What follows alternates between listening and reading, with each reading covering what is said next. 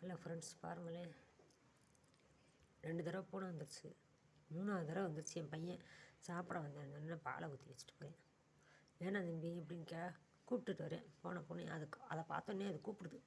நான் சொல்லியிருக்கேன், அண்ணே அண்ணே பால் ஊற்றுங்கண்ணே, தயிர் ஊற்றுங்கண்ணே, சாப்பாடு கொடுங்கண்ணேன்னு கேட்குதுடா அப்படின்னு. அதை அவனை பார்த்தோன்னே செல்லம் கொஞ்சிக்கிட்டு வருது கூடவே. நம்ம வளர்க்கலாமாங்கிறேன். யார் வீட்டு பூனையும் இங்கே வந்துக்கிட்டு இருக்கு, அவங்க பூனைக்காரங்க வந்து கேட்பாங்க அப்படின்னு. அவங்க தான் விட்டுட்டாங்கல்ல, தினம் நம்ம வீட்டுக்கு இந்த நேரத்துக்கு வந்துடுதுல்ல.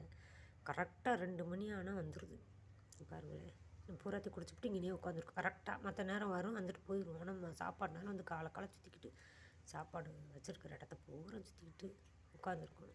டேபிள் கடியில் உட்காந்துக்கிறோம், போகும் வரும். திறந்த வழியாக இருக்குல்ல எங்கள் வீடு, எங்கிட்ட இருந்தனாலும் வந்துடும் பூனை. நம்ம தினம் போடுறதுனால அதே பழக்கத்துக்கு வந்துடுச்சு. பூராத்தி குடிச்சிருச்சு. பாருங்களேன், பால் ஊற்றி வைக்கும், இன்னொரு ஊற்றணுங்க.